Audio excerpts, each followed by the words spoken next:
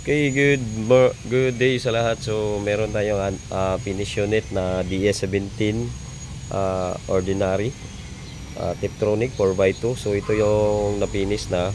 Actually, itong unit na to is yung sabi ko dati is as is unit. Nagpapintura siya dito sa ating shop. So, yan, natapos na yung unit niya.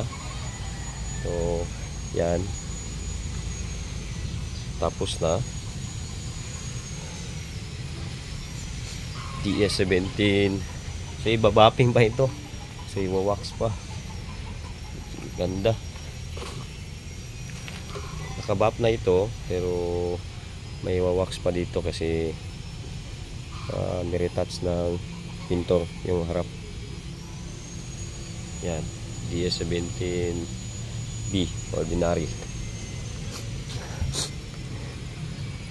So yung mga nagbabalak, mas maganda ang finish unit kasi pag as is tapos paint, so marami talagang babaguhin, so marami pang gagawin. So mas better, mas makatipid kayo sa akin pag finish unit worth 290,000. Loaded na yung unit.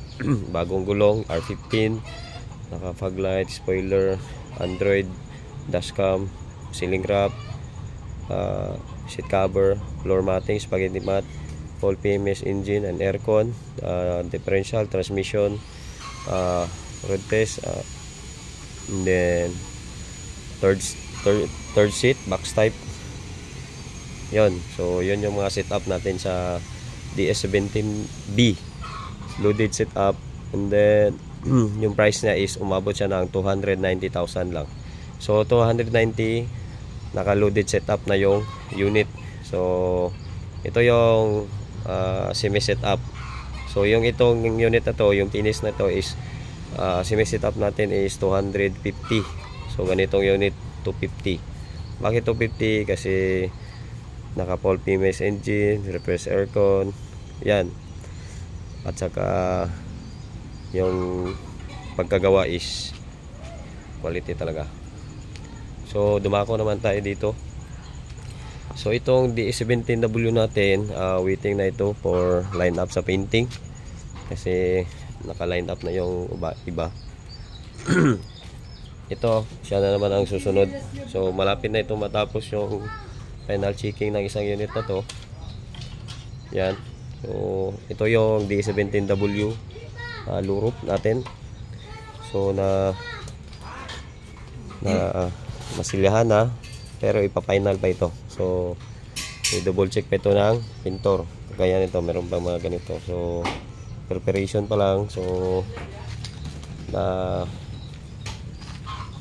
yan. So nag-grooving na. And then yan. So primer, final check up. Final pa na ito na ito, no? Final checking pa. Check up pa. So yan. So sana update sa inyong unit ito. Then update sa ating unit na approach setup. So ito yan. Naakyat na namin yung unit. So na-install na namin yung mga support sa ilalim. Yan. So naglagay tayo ng spacer dito. Then yan sa cross member. Yan, nag-extend tayo ng yan. So na-extend tayo ng coupling ng ating stickering. Baki-baki unit, baki-baki yung conversion. Yan, daming nilagay. So yan. So lutay-lutay pa. So dito tayo sa likod. Yan, dito sa likod naman, yan yung support natin. So yan. So naka-support na. Prepare na ang lahat. Yan. Extended na. Yan. So hindi pa makita yung resulta kasi yung mags hindi pa. Yan. So dito nag-support din kami diyan. Yan. So So properly, so lift up talaga itong ginawa. Stock, all stock yung mga ginamit, yung spring, shock, yan lahat. Yan.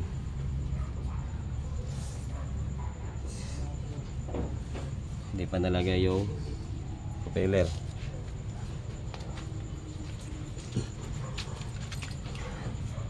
Yan.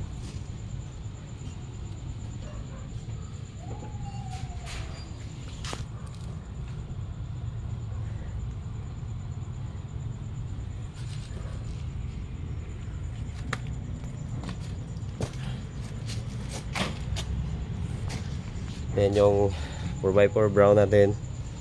So magpa-final paint pa ito. Yan. So base color ng unit nya. So ito malapit na. Nag-assemble na si master. So ito yung dashboard. Kulang isa? Kulang man na ano. I-print naman nila dire. Ay, wala na da. Wala. Lang. Oh, tox na. So yung dashboard natin, yan. Matte black. Nagkamay ko dito master eh. Ano? Kado naman siguro ni. Kana. Asa? Kabog. Try.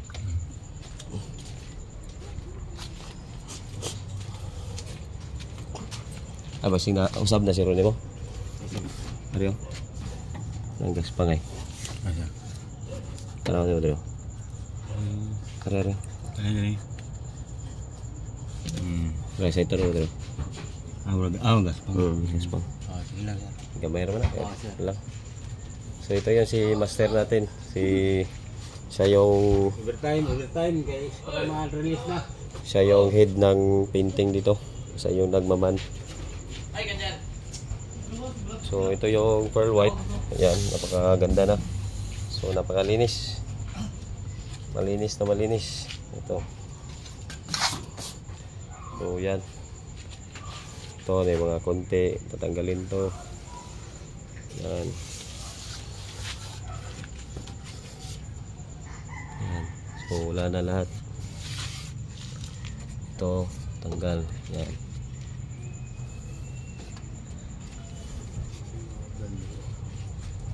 So after nito ma-assemble, iba-bapping na. So bapping.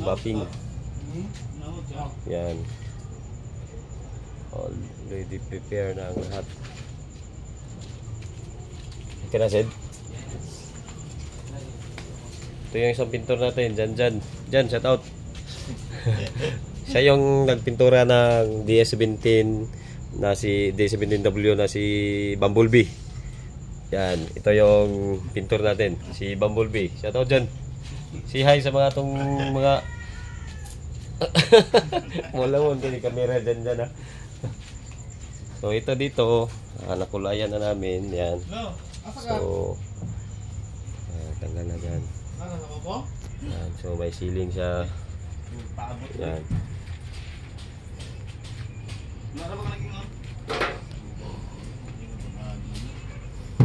Yan. So tsaga-tsaga lang taga na hanggang matapos. Antay-antay lang na matapos ng maayos yung mga alaga ninyo kasi sige dyan ma-finish lahat ng maayos. Ganda, napakaganda.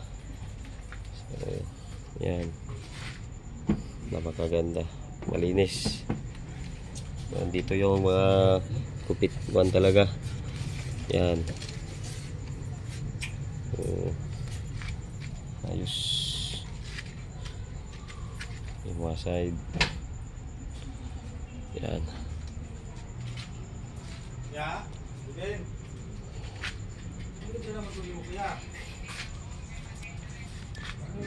Kapit natin. So hindi pa ito na bapping, bali pagkatapos na na-assemble saka na siya i-bapping. Yan. Yan, linis na dyan. Tapos, after nito, mag-final detailing. Bago. So, final detail.